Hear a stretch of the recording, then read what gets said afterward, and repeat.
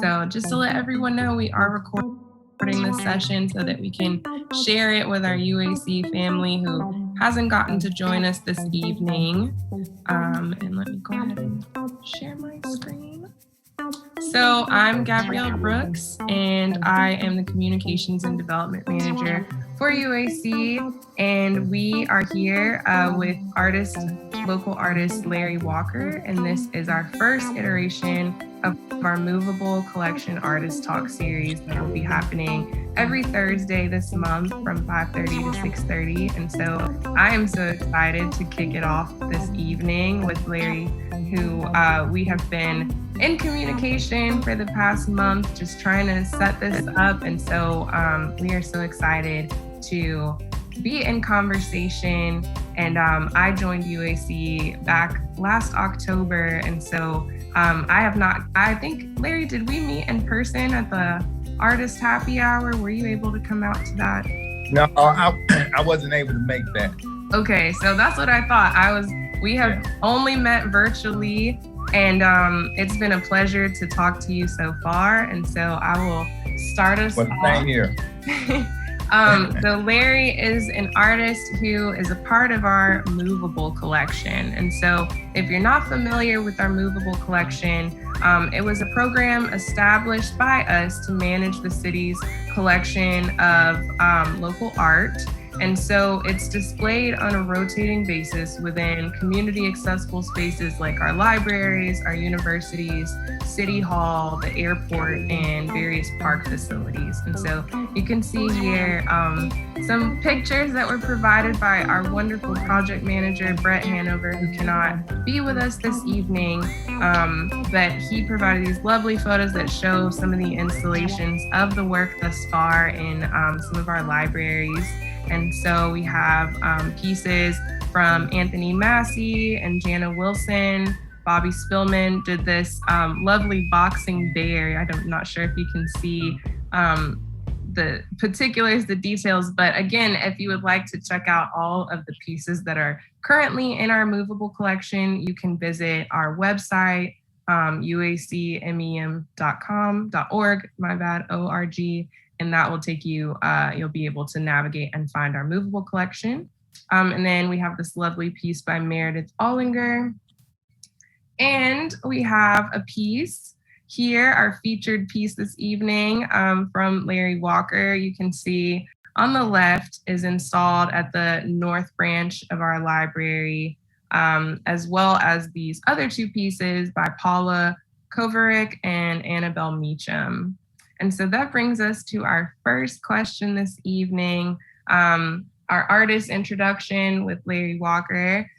He is an art educator and a master portrait artist who grew up in North Memphis and attended Northside High School. And so, Larry, we're just gonna have you tell us a little bit about your Memphis roots. You were telling me that you qualify yourself as a little bit of an introvert, but that when you start to talk about your personal stories, that you just, have a lot to share with us. So I can't wait to hear about your Memphis roots and telling us about, your ties to this community, this city. Well, I grew up initially in what is called the New Chicago area of Memphis. That's still North Memphis. And I went to Chicago Park School and went to Manassas. But I don't think my real, trigger for art happened until I was at Humes Junior High when I was in the 9th grade. And so, I don't know, most people were probably more of an artist back then than I was. And it's hard for people to believe this, but I was more like a teacher's pet. I loved the art class. I loved the artist that was in the class. I passed out paper, I passed out pencils, but I wouldn't draw because I didn't think I was that good at it. And these other guys and girls were really good at it. And so I was more or less like their cheerleader. And so it wasn't until the teacher when I was in the ninth grade, said that there was going to be a bookmarker contest and that she wanted everybody to enter the bookmarker contest. So, of course, I had no intentions of entering because I didn't perceive myself as an artist and that I could do anything like that. And all these other people were already much, much ahead of me. So I was sort of encouraging them to enter. Yeah, man, you're really good. You ought to put something in later. The teacher said, enter something. I'm going to bring your grade up one letter. Now, I don't know how she managed to figure that out, but all I knew was I always got a C in the class. Mm-hmm. And so in my mind, I was thinking, if I get a B, that's going to make me look like an artist, even though I knew I wasn't.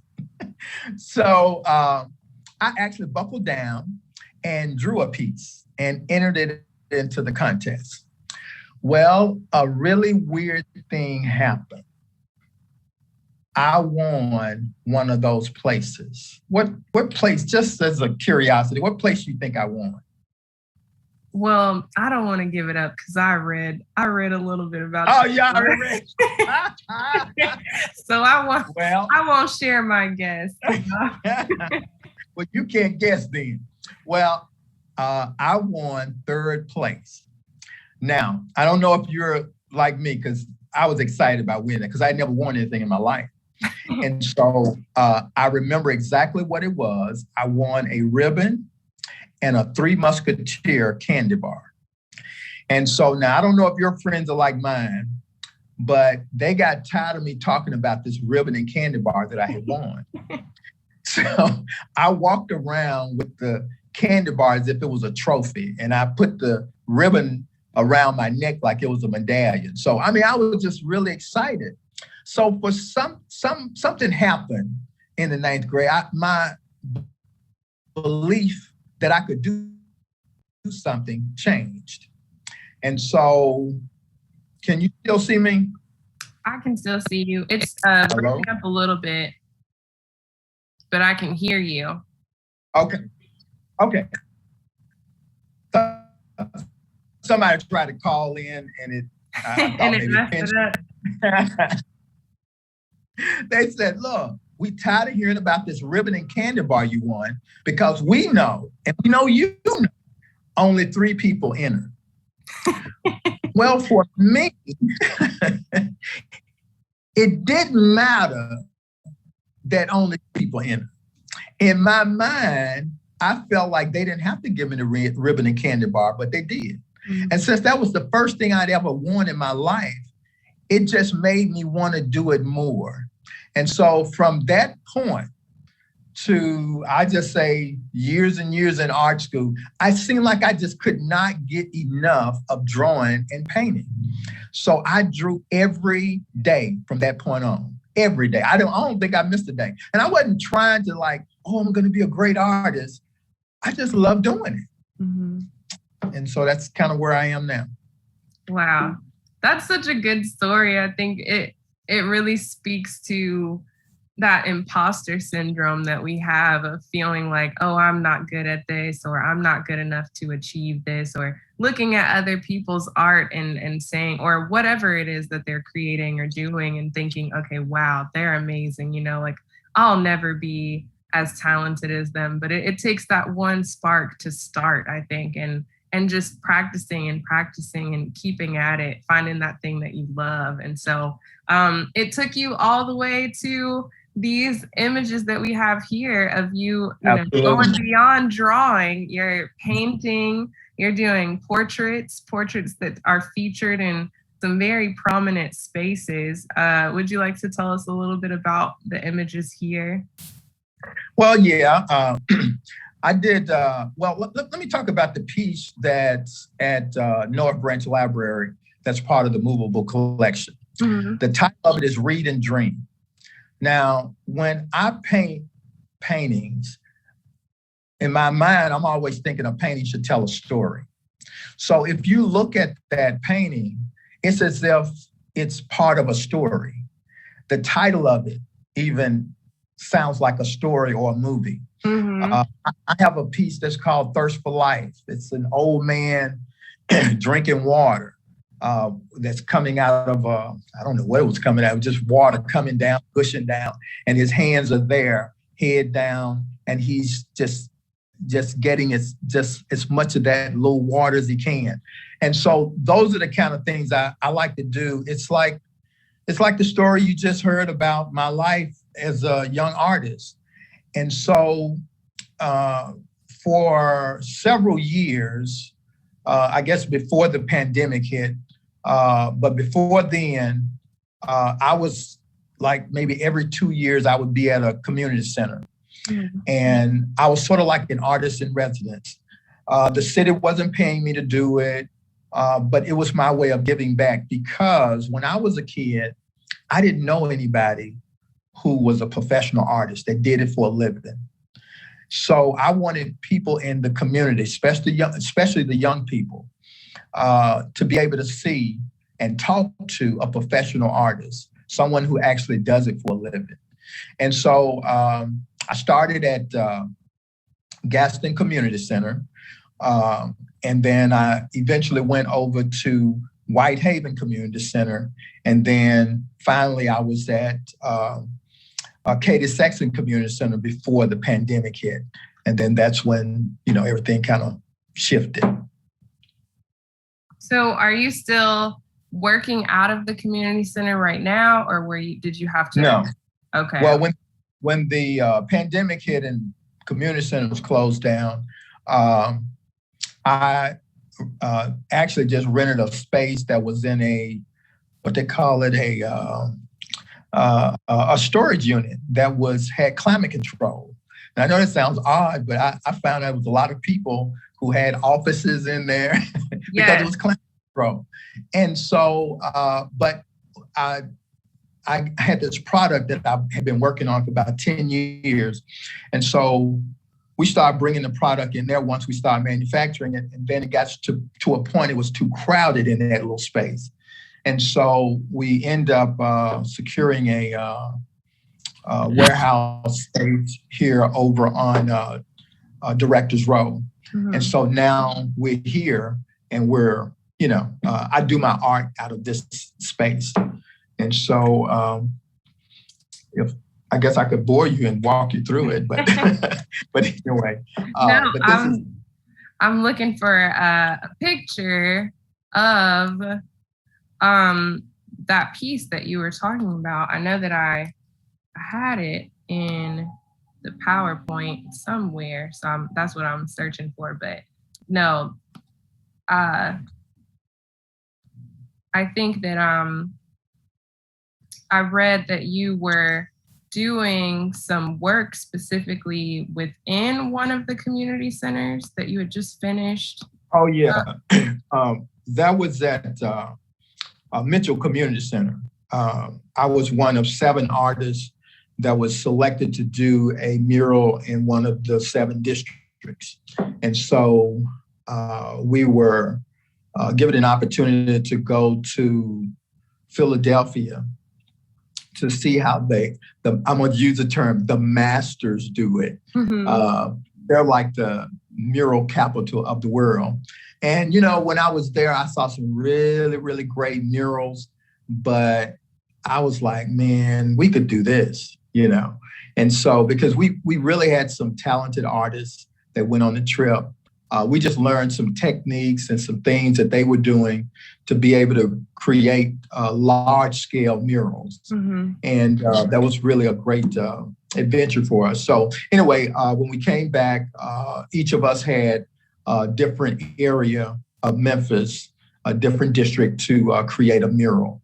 And so I was fortunate to have the Mitchell Community Center, which some people, of course, calls that the Walker Home area. Mm-hmm. And so I met with quite a few people in that area. We talked about the history of the community.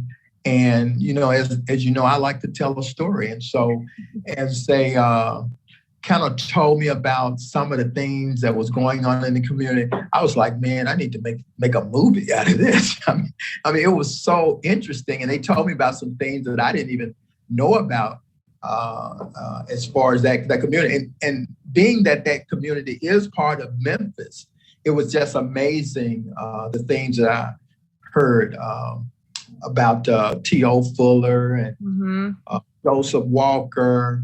And many people don't know, but Joseph Walker's son took over the company of Universal Life Insurance Company. And I was commissioned by the stockholders of Universal Life Insurance Company when I was a very young artist, just coming out of art school, to paint a portrait. And I was asked by Larry Shaw, who was sort of my mentor. But anyway, I did the portrait for them. And the interesting thing about it was that after doing the portrait, I remember thinking, oh, wow, I'm rich.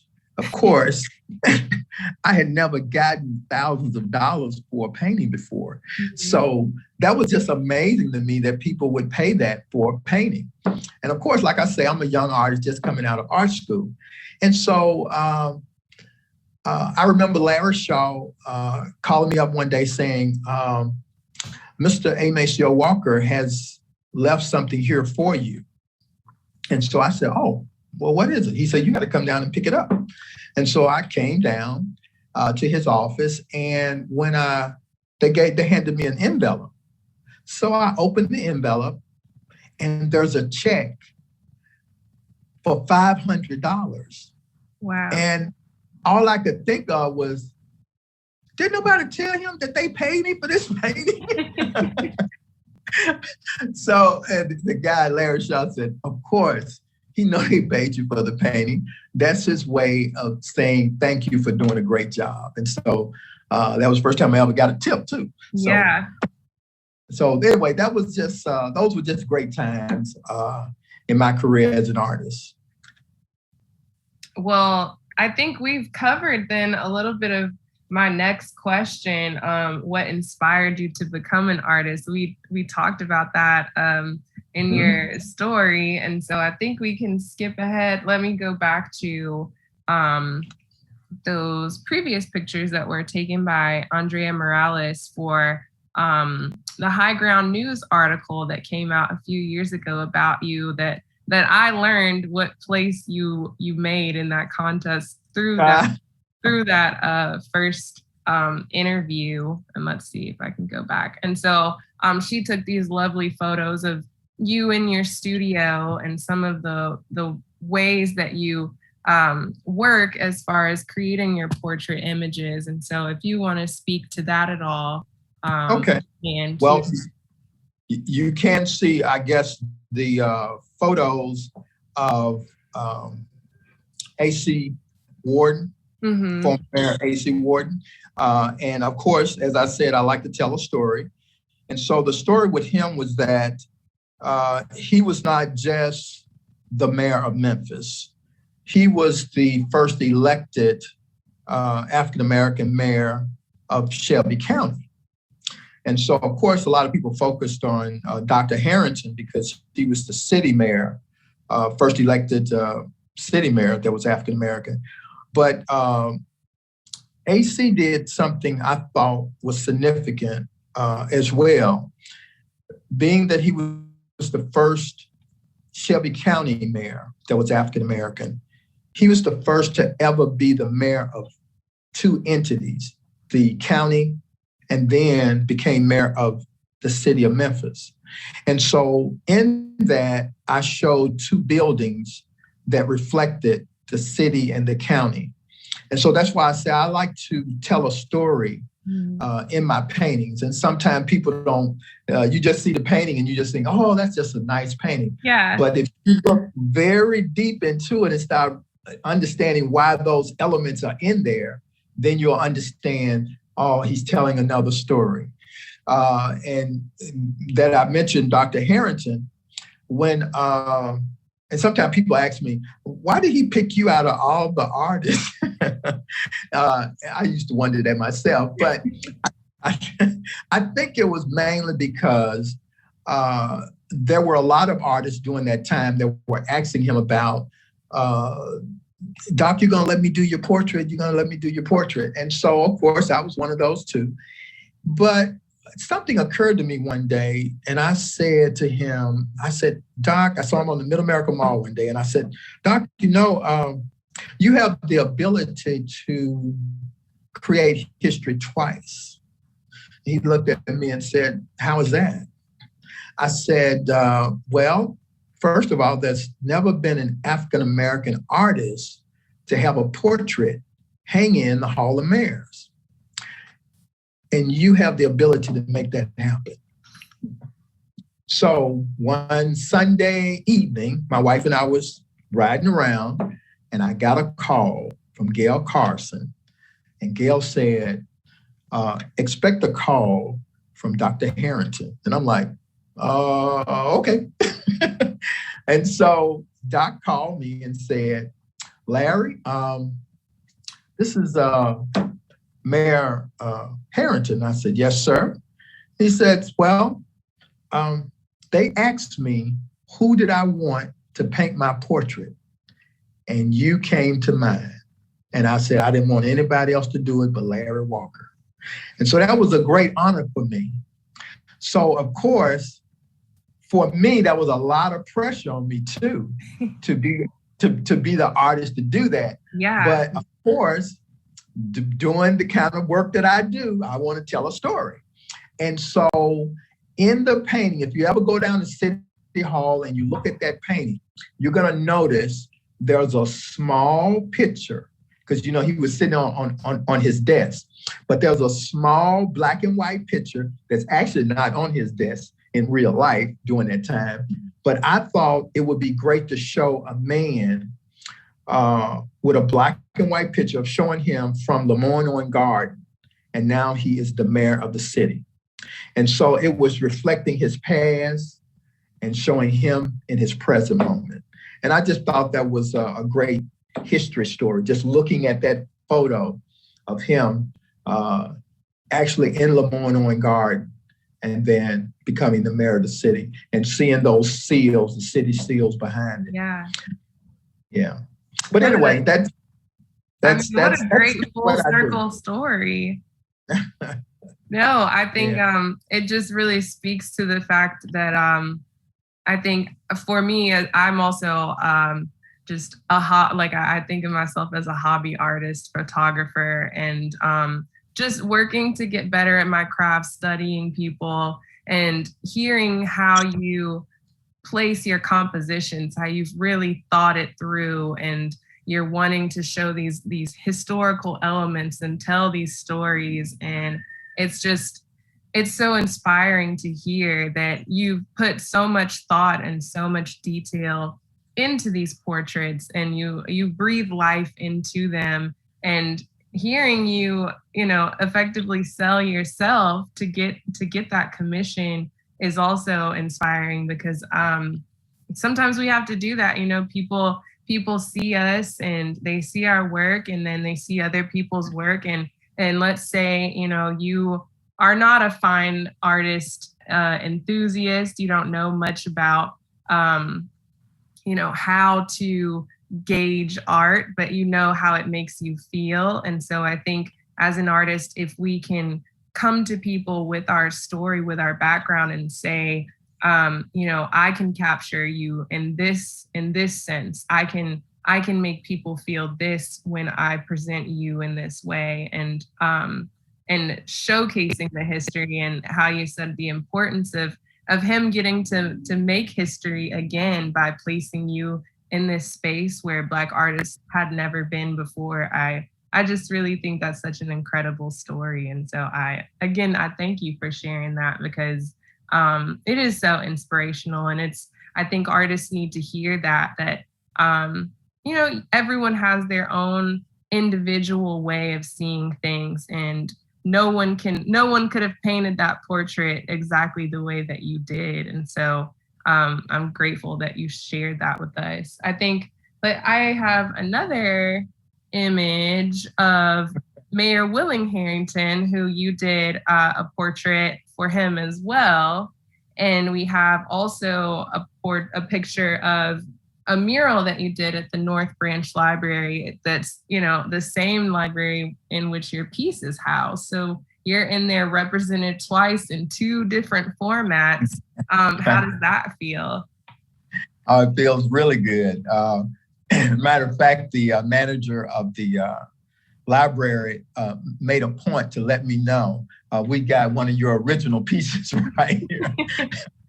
I thought that was really nice. Yeah. But I was really excited about doing this particular piece because, one, I used to visit that library very often. My kids grew up in that area, and we used to visit the library a lot. And so I wanted to, of course, tell a story. So, excuse me. So I won't tell the story on this one because they're going to have an unveiling. And so I would like for everybody to come to the unveiling where I get a chance to tell you the story behind this painting, this mural painting. And I think you're going to be surprised. And I actually, I like to create almost like trivia games to some degree out of some works that I do. And so this one has history, should I say trivia history. It just has a lot of elements in it that you probably won't recognize.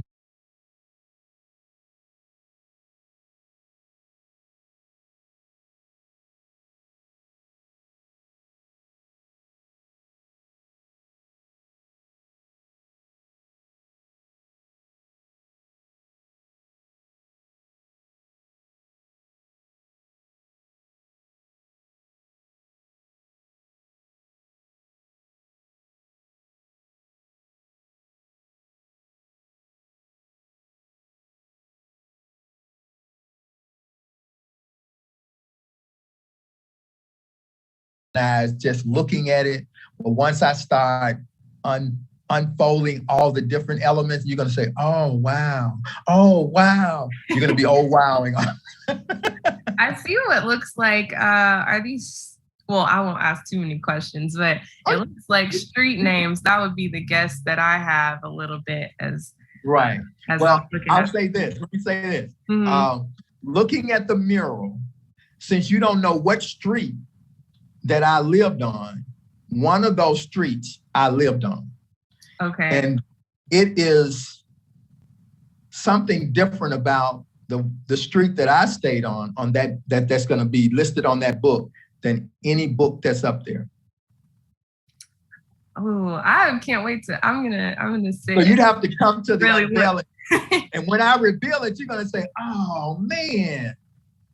Oh, well, let us know. You'll definitely have to give us the details for that unveiling so we can post that and let people know too, so that if it's a public unveiling that they can go out and show their support. Oh, yes. Even if it's virtual, they need to be logging in so we can hear this story and get these back details. So I'm excited about that.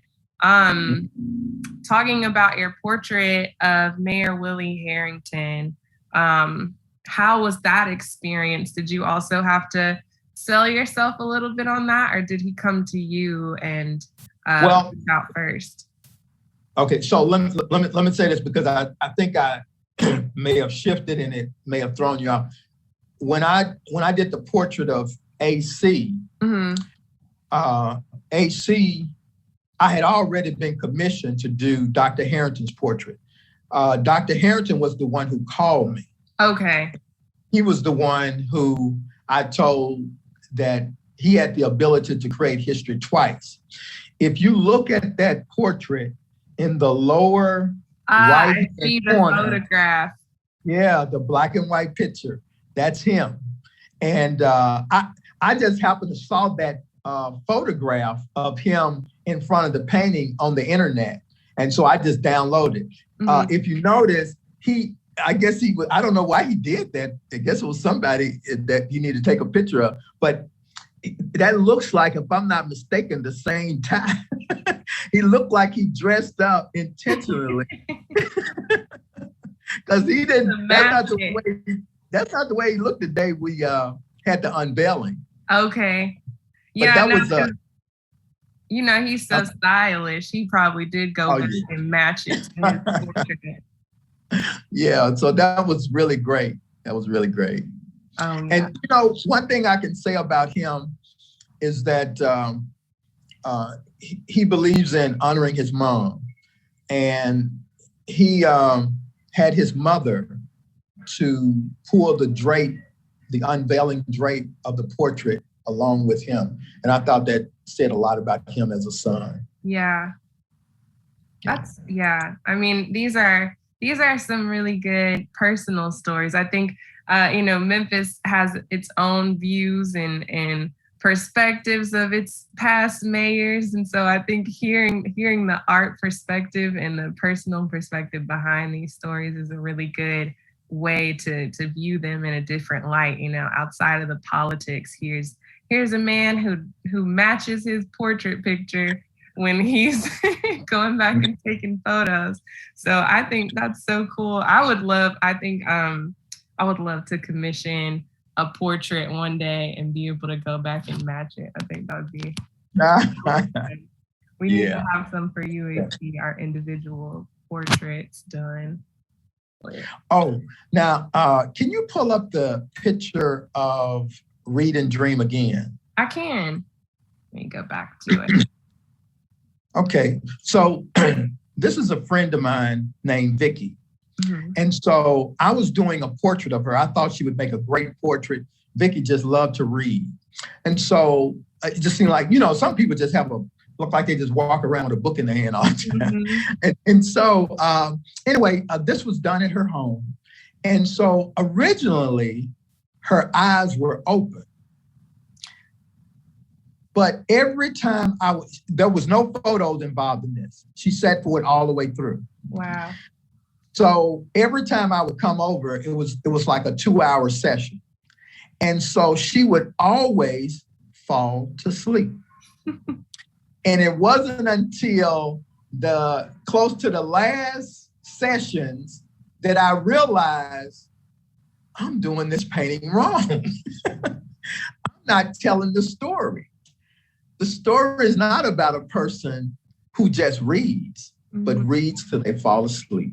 And that's when they have dreams. And so I closed her eyes, but I didn't tell her that I was going to close her eyes. So I actually closed her eyes in the painting. And so when she saw it, I guess she was curious, why did I close her eyes? But I said, every day I came, you would fall asleep. And I realized after a while that was the painting that I needed to paint, not you looking at a book reading. Yeah. No, I love that story. I think that's a question for you too. Are you a reader? Now that you're in this library twice and you've talked a lot about history, and it seems like you are very much into capturing the history of things. Is that one of your favorite genres, or what's your favorite book genre? Now, let me just say this.